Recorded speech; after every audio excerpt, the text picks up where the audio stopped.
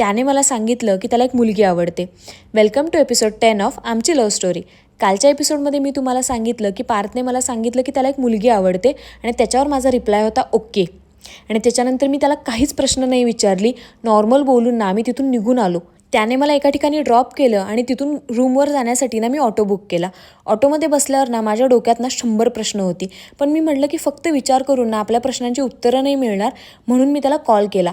माझ्या डोक्यात एक गोष्ट होती की असं कंपल्शन नाही आहे की मी त्याला पसंत करते म्हणून त्याने पण मला करायला पाहिजे.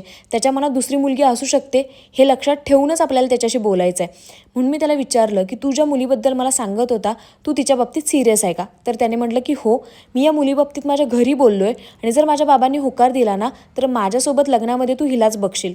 मी म्हटलं की संपलं, आपला चान्स कुठेच नाही आहे याच्यामध्ये. मग मी डोक्यातून तो विचार काढून टाकला. पण नंतर रूमवर गेल्यावर ना माझ्या डोक्यात आलं की अरे यार, ह्याच्या घरून होकार आला तर यांचं लग्न होईल ना, म्हणजे आपल्याकडे 1% तर चान्स आहे.